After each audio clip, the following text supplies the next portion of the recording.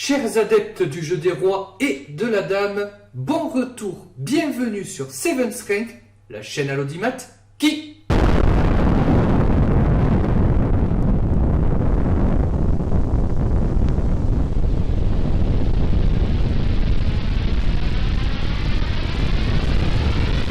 Alors ça y est, c'est parti, première de nos parties commentées. Donc mon adversaire a joué C4, donc C4 c'est l'ouverture anglaise qu'on ne recommande généralement pas à petit niveau. Et nous allons répondre par le coup classique E5. Écoutez, je prends le centre, je me développe, je mets un pion au centre, je contrôle la case centrale D4 et je vais pouvoir sortir mon fou et ma dame. Jusque là, rien de neuf. Alors on va voir ce que mon adversaire classé 1603 va faire. Donc je ne sais pas encore si ça va être un speedrun, c'est-à-dire est-ce que je vais faire en sorte d'avoir le plus haut classement sur Lichess, puisque là j'utilise Lichess, c'est également le site que j'utilise pour le montage de mes vidéos, ou alors est-ce que je vais jouer des simples parties pédagogiques. En tout cas, les parties seront commentées, ça c'est sûr. Et déjà mon adversaire joue D4, il vient attaquer mon pion E5. Alors attaquer le pion E5 dans cette situation, c'est pas forcément une très bonne chose, puisque moi j'ai envie de prendre son pion. Maintenant chacun a un pion au centre, mais voilà, vous le voyez, la dame est développée certes au centre, mais maintenant on va pouvoir l'attaquer avec gain de temps.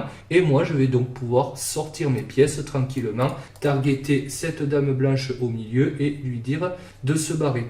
Alors, donc vous voyez, mon adversaire il a fait un aller-retour, tandis que moi maintenant j'ai les noirs et pourtant c'est moi qui ai l'avantage de développement. Alors maintenant on va continuer. Alors j'ai plusieurs options ici, je peux jouer par exemple cavalier F6 qui me paraît un très bon coup, vous le voyez, je vais vers le centre, mais il y a également le petit coup fou C5 qui me fait envie. Alors fou C5, c'est un petit coup sans prétention, l'idée toute simple évidemment c'est de venir attaquer le pion F2, qu'on appelle le talon d'Achille des blancs, et mon adversaire vient de répondre cavalier F3. Alors maintenant il va avoir des idées sûrement à base de fou G5 pour venir attaquer mon cavalier, auquel cas moi je vais pouvoir faire des choses. Allez, on va pas perdre de temps. Donc si je ne l'ai pas dit, la cadence c'est 5 minutes plus 5 secondes par coup, et mon adversaire vient de jouer fou G5 avec l'idée de venir clouer ce cavalier noir. Alors là, le problème, c'est qu'il y a un problème justement puisque ça se heurte à une petite réfutation tactique. Alors si vous le désirez, je vais vous laisser mettre la vidéo sur pause pour vous faire la main. Et l'idée, c'est de trouver le coup qui gagne dans cette position. Alors j'espère que vous avez bien réfléchi. Donc on voit que ce fou vient attaquer la dame, mais par transparence j'ai ma dame qui attaque également ce fou. Et l'idée ici c'est de venir jouer un petit coup tout simple, à savoir fou prend F2, échec. Certes je donne le fou, certes le fou est perdu, mais maintenant j'ai attaqué son roi, je l'ai déroqué, j'ai pris un pion au passage, ça ne fait jamais de mal. Et maintenant, je viens faire la petite fourchette en E4, la petite fourchette qui m'est bien, à savoir j'attaque son roi, mais également son fou. C'est-à-dire que son roi maintenant est déroqué. Maintenant, on voit qu'il a un pion faible isolé sur 2. Et moi, je vais pouvoir récupérer son fou et finalement, j'aurai gagné un pion dans l'histoire. Alors, ce n'est pas la fin de l'aventure, bien évidemment, mais dans cette situation-là, eh bien, il faut évidemment faire attention puisque... Je veux dire pour l'adversaire, puisque l'adversaire maintenant a perdu un pion, il a son roi déroqué, et moi, eh bien, tout va pour le mieux. Alors maintenant, il sort son cavalier sur C3, alors il veut sûrement aller sur D5, ou bien sur B5 pour attaquer peut-être ce pion C7. Pour l'instant, ça ne m'inquiète pas trop, puisque je vois que la dame veille au grain, mais évidemment, si jamais il venait à prendre et que moi je reprenne, alors maintenant des coups comme cavalier D5 devraient être vérifiés, même si pour l'instant je n'ai pas trop peur de ce qu'il peut me faire. Alors, qu'est-ce qu'on va pouvoir lui jouer à notre ami CC Candes? Bon écoutez, je vais pas me prendre la tête, pour l'instant je vais roquer, je vais mettre mes pièces à l'abri, on va bien voir. Comme j'ai un pion de plus, je peux toujours choisir d'échanger son cavalier, évidemment. Donc, c'est-à-dire que je vais aller en finale avec du matériel en plus. Plus la partie va continuer, plus le matériel va être réduit. Et une fois que le matériel est complètement réduit qu'une fois qu'il y a quasiment plus de pièces, eh bien évidemment, ça c'est une très mauvaise chose pour l'adversaire, puisque l'adversaire n'a quasiment plus de pièces à sa disposition pour attaquer. Alors, maintenant j'ai échangé. Alors, qu'est-ce qu'il veut me faire? Il veut peut-être mettre un fou en D3 pour venir attaquer sur H7. Alors ça, j'ai. Alors, vous le verrez souvent aux échecs, il ne faut jamais avoir des idées trop compliquées. Ça, généralement, c'est tout ce qu'il ne faut pas faire. Au contraire, il s'agit souvent d'avoir des idées très simples, comme sortir ses pièces et par exemple mettre une tour sur E8. La tour vient se placer sur une colonne complètement ouverte et vous le voyez, sans rien faire d'extraordinaire, j'ai déjà récupéré un petit avantage. Alors ici, il vient me faire le petit coup tour H3. Écoutez-moi, là j'ai envie de jouer le petit coup D6 pour venir attaquer à la découverte sa tour. Alors pour rappel, pour ceux qui ne le sauraient pas, un fou c'est 3 points, la tour c'est 5 points. Donc si j'arrive à récupérer sa tour, qui plus est en doublant ses pions, évidemment, je suis le roi du pétrole. Alors si jamais il joue sa tour sur la colonne G pour venir m'attaquer, certes, mais vous le voyez, maintenant j'ai le pion en H4 qui traîne, évidemment. Et j'attaquerai la tour. Alors ça, ce n'est pas forcément mauvais pour moi. La question, est-ce que c'est dangereux in fine? Alors, si je prends, on va calculer un peu. Par exemple, il peut me jouer un coup de tour G4, mais là, j'ai le fou, donc ça va. Si je viens prendre son pion en H4 qu'il bouge la tour. Alors là, regardez, je suis très content parce que j'aurai le coup dame D4, échec qui vient attaquer et sa dame et son roi. Ce qui signifie que je vais échanger les dames avec l'avantage matériel, ma foi, je ne dis pas non.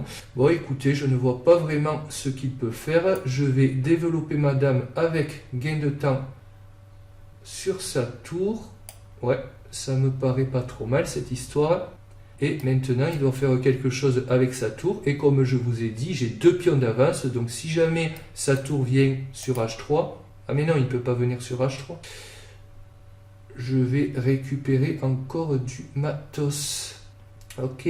Alors là, par exemple, j'aimerais bien faire tour prend E2 pour éliminer le défenseur, vous voyez, et ensuite capturer sa tour. Mais le problème, c'est qu'il y aurait dame 8, échec et mat, puisqu'il n'y aurait plus rien, plus personne pour contrôler cette colonne. Donc ce que je vais faire à la place, c'est que je vais jouer fou F5, sachant que je vois que je n'ai déjà plus du tout de temps. Donc maintenant, je vais menacer le petit coup. Quel petit coup d'ailleurs? Je ne sais pas. Alors non, pour l'instant, je ne menace rien du tout. Mais je vais peut-être venir récupérer ce pion.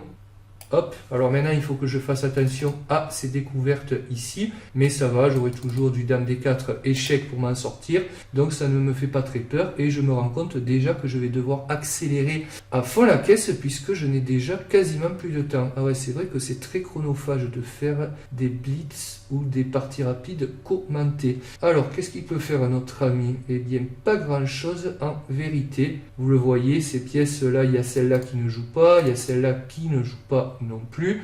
Alors, moi là, je vais jouer un petit coup de dame C5 échec. Je m'enlève du vis-à-vis de son fou. Et comme je n'ai plus beaucoup de temps, eh bien, évidemment, je ne veux pas me permettre tout et n'importe quoi. Allez, je vais jouer un petit coup de cavalier D4. Alors l'idée c'est que s'il prend de la dame et que je prends, on pourrait se dire que le cavalier va reprendre. Oui, mais regardez, il y a le petit clouage qui met bien, ce qui fait que je vais attaquer la pièce clouée et normalement ça devrait être bientôt fini cette histoire. Ok, donc maintenant je vais jouer le petit coup dame D4. À noter que j'attaque sa tour et le cavalier, d'accord? Alors peut-être qu'il va pouvoir faire du tour prend C7, mais moi je n'en ai cure puisque je vais pouvoir jouer dame prend G3, comme c'est le cas ici. Et vous voyez, ici c'est cloué, donc on ne peut rien faire. Et il a perdu, notre ami, sa pièce pour pas grand chose. Alors hop, dame G5, hop. Alors évidemment, allez savoir pourquoi je n'ai pas pris ce pion. Ça, il n'y a que moi qui peux le savoir. Ok. Alors ici, bon, mais je vais peut-être faire un petit coup de dame prend G2. Je ne suis pas inquiet à cause du temps, puisque ça va, là je peux jouer assez vite. Ok, dame F6 échec, je vais me contenter de replacer mes pièces. Ok, bon ben là on va faire un petit coup de A5, ça fait pas de mal. Ok, maintenant on va peut-être faire un coup de dame ici pour attaquer le fou. Et pour menacer du D5, échec à la découverte. Donc il faut qu'il fasse attention. Notre ami CC Candes, il a pas mal de choses à gérer. Alors, qu'est-ce qu'il peut faire ici? Ben, abandonner, ça me paraît pas mal. Évidemment, il ne peut pas retourner sur ces deux puisque je vais prendre sa tour et ensuite je récupérerai son fou. Donc ça fait zizir.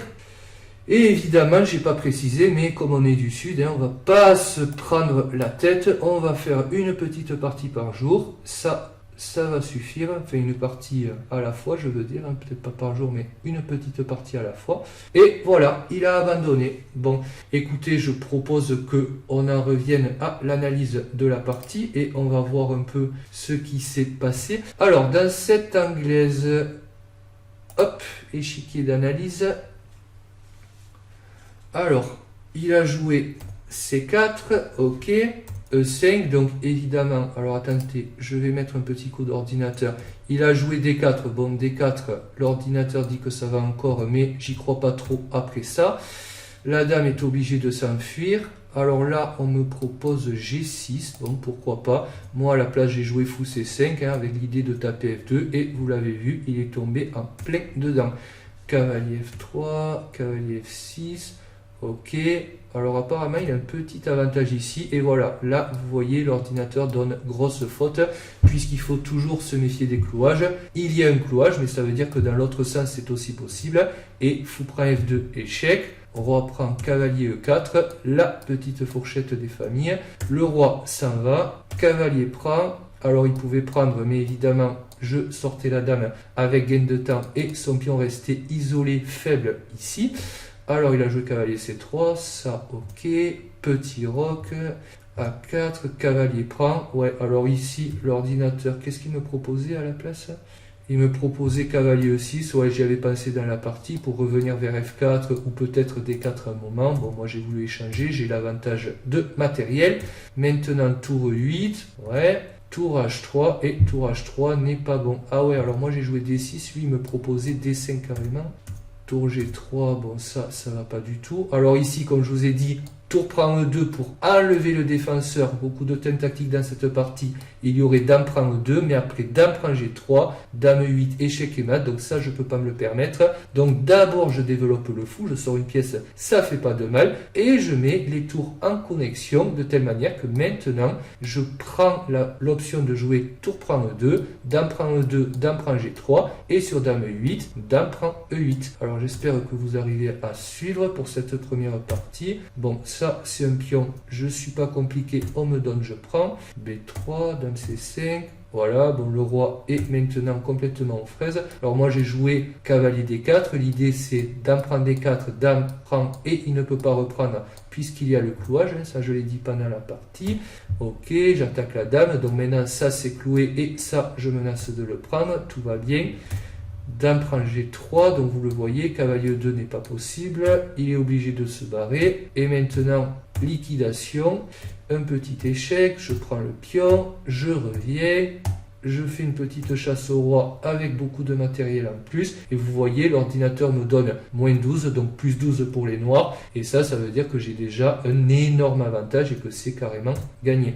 A5, ça, alors comme je vous ai dit, la petite découverte qui va arriver et qui n'a pas vu après ce coup, et c'est là qu'il a abandonné, je crois. Voilà, donc écoutez, j'espère que cette première partie analysée vous a plu. Si c'est le cas, si vous désirez donner un coup de pouce à la chaîne, n'hésitez pas à laisser un alerte sous cette vidéo. Échequistes de tous les pays, abonnez-vous. Et moi je vous dis à très bientôt pour de nouvelles parties commentées. Ciao ciao.